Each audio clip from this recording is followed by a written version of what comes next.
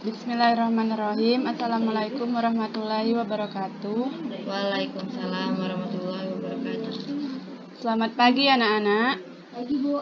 Pagi Bu. Gimana kabarnya? Sehat semuanya? Sehat Bu. Oh iya. Ulang. Astaga. Assalamualaikum warahmatullahi wabarakatuh. Waalaikumsalam warahmatullahi wabarakatuh. Selamat pagi anak-anak. Pagi Bu. Pagi Bu.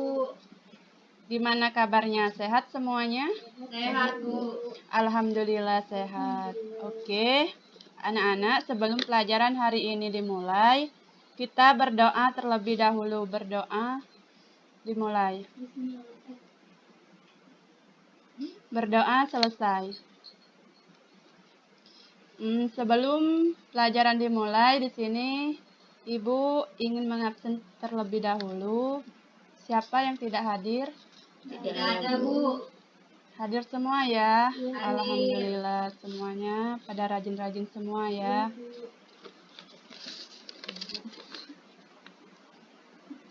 Hari ini kita akan belajar tentang teks cerita moral atau fabel. Linknya sudah Ibu kirim. Coba dibuka, tolong anak-anak.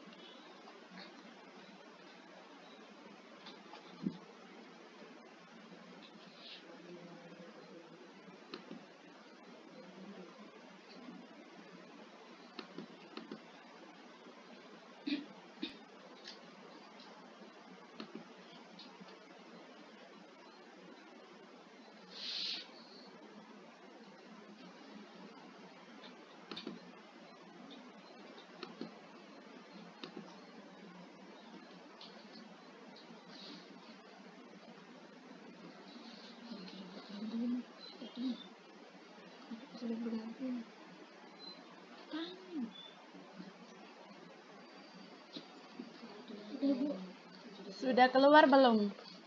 Sudah Bu. Ya.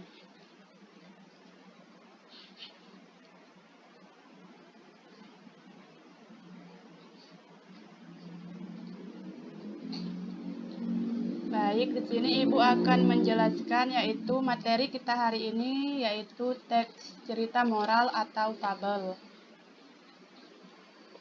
Yang pertama yaitu Ibu akan menjelaskan pengertian teks moral atau fabel. Secara etimologis, fabel berasal dari bahasa Latin yaitu fabula.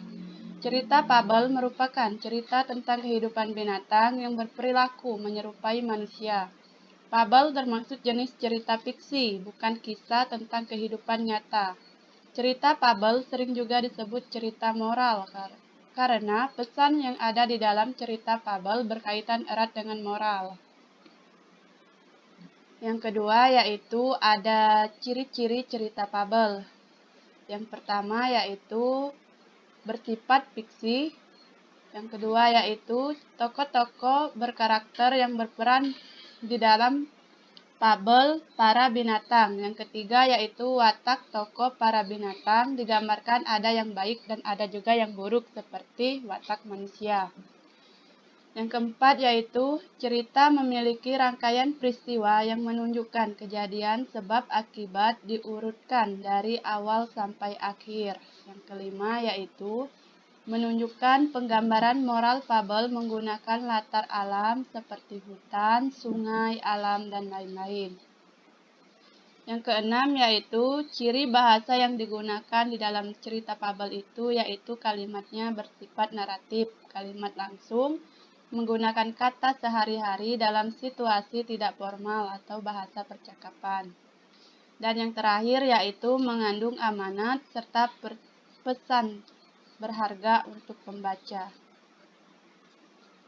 Yang ketiga yaitu struktur teks cerita fabel. Struktur teks cerita di dalam fabel itu terbagi menjadi 4 bagian. Yang pertama yaitu ada orientasi, komplikasi, resolusi, dan koda. Nah, di sini orientasi merupakan bagian yang berisi pengenalan tokoh, latar, tempat, dan waktu, sekaligus sebagai awalan masuk ke tahap berikutnya. Yang kedua yaitu komplikasi. Dalam komplikasi, tokoh utama berhadapan dengan masalah. Konfliknya merupakan bagian dari inti cerita fabel tersebut. Bagian yang memang sengaja harus disebut pokok masalah dari cerita.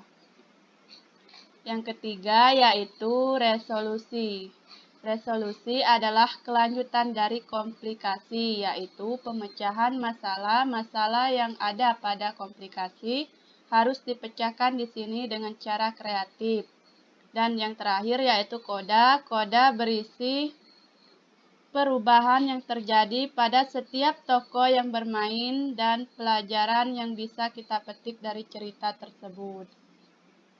Yang keempat yaitu unsur-unsur intrinsik cerita fabel. Unsur-unsur intrinsik cerita fabel terbagi menjadi 6 bagian. Yang pertama yaitu tema, yang kedua tokoh, yang ketiga alur, keempat latar, kelima sudut pandang, dan keenam gaya bahasa. Itu saja penjelasan materi kita hari ini. Apakah ada yang ingin bertanya? Ya, dipersilakan.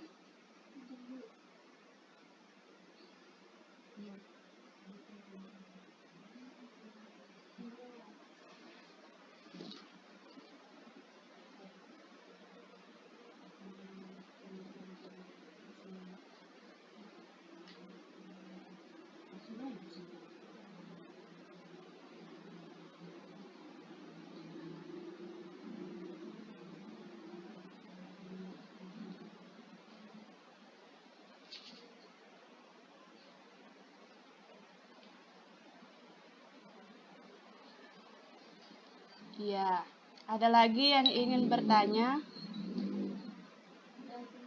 Tidak ada. Oke, kepada Kusnia yang ditanyanya apa yang dimaksud dengan tema. Baik, di sini Ibu akan menjelaskan apa sih tema itu. Di sini tema merupakan suatu gagasan pokok atau ide pikiran tentang suatu hal. Salah satunya dalam membuat suatu tulisan. Pada setiap tulisan pastilah mempunyai sebuah tema, karena dalam sebuah penulisan dianjurkan harus memikirkan tema apa yang akan dibuat. Ya, pada Kusnia apakah sudah paham? Baik. Sudah, Bu. Baik, mungkin cukup di sini pelajaran kita hari ini. Kesan atau kesimpulan dari pelajaran kita hari ini yaitu